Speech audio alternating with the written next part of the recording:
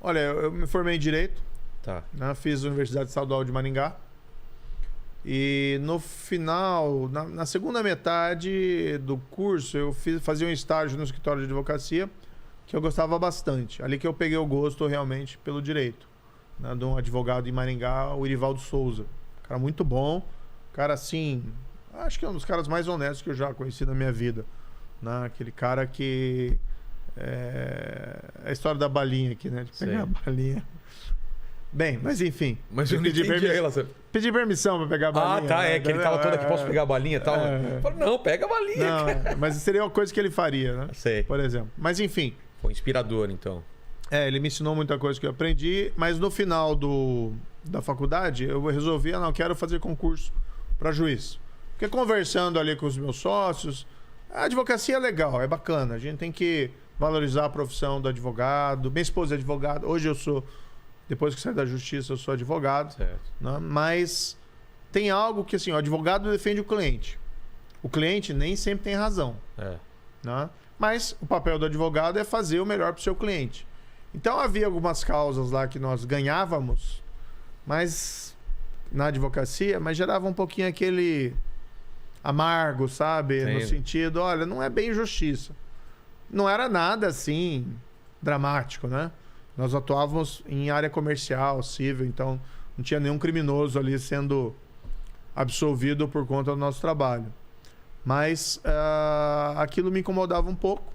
E eu lembro até hoje que um dos sócios do escritório uma vez falou para mim assim, Moro, na advocacia é isso, tem muita vitória sem glória. O que é uma tem vitória? derrota também, Como né? que é uma vitória sem glória? Não, você ganha a causa, mas o seu cliente não é o cara que tem razão. Entendi. Entendeu? Putz, isso deve ser muito complicado, porque você fez seu trabalho. É o papel do advogado, né? Você fez seu o papel trabalho, do advogado, defender o cliente ao máximo. E aí eu tinha pensado, não, eu quero ter uma atuação independente. E o juiz, a vantagem dele é isso. Ele aplica a lei, né? E ele vai decidir, vai fazer justiça na forma da lei. Quem que é o cliente dele? O cliente dele é o povo. É o povo, né? Então ele vai decidir a causa. Você vai ter duas partes. Né? Mesmo no crime você vai ter acusação. Exato, e você tem lá o réu, a defesa. Então, mas você tem independência para você decidir o caso da forma que você entender correta. Claro, vinculado às provas, vinculado aos fatos, vinculado à lei. Então aquilo me atraiu. Eu me formei. Que é aquela coisa que a gente vê nos filmes americanos. A figura do juiz, ele escuta a acusação, escuta as partes e depois ele toma uma decisão. Ele toma uma decisão, né? Ouve as testemunhas. No Brasil, a gente só tem júri para crimes de assassinato, basicamente. Como chama? Crimes dolosos contra a vida. Crime de assassinato. Tá. Homicídio, feminicídio. Então o júri só tem júri para esses julgamentos. Daí você tem um juiz que preside o júri. Agora, para todos os outros casos, no Brasil, é um juiz que decide sozinho, profissionalmente. Pelo menos em primeira instância, que é o primeiro juiz que conhece o caso. Tá. E aí, o que você tem que fazer? Você, por exemplo, no processo penal, criminal, né? Envolve um crime. Na fase de investigação, o juiz decide, por exemplo, pedido de quebra de sigilo bancário, interceptação telefônica ou interceptação telemática, né? Que é a internet hoje em dia. Mais comum. Busca e apreensão, né? Você entrar na casa de alguém e procurar prova, busca prova. Claro que tudo tem os seus requisitos. Aí o Ministério Público, com base na investigação que é feita pela polícia... Explica pra gente desculpa te interromper, mas o que é o Ministério Público? É o quê?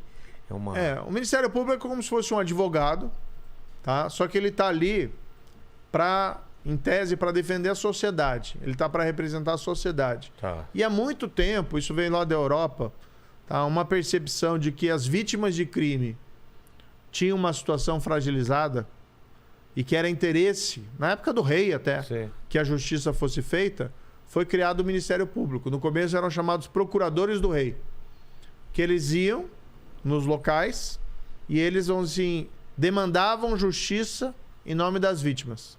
Então, como se fosse um advogado, tá? Pedindo, por exemplo, que fulano X, que foi culpado de um crime, seja condenado. Entendi. Por esse crime, ao invés da própria vítima fazer isso, pela situação de fragilidade. E esse instituto foi se desenvolvendo, né? No nosso dia chamam Ministério Público, que é basicamente um advogado que está atuando, em tese, em favor da sociedade. Tá. Vinculado à lei. E no crime, o que ele faz? Para a grande maioria dos crimes, ele é o acusador. Ele que apresenta a acusação. A vítima acaba ficando fora. Então, é o que faz o Ministério Público, né? Também é concurso, é uma carreira. Alguns países da Europa chamam isso aí do magistrado em pé.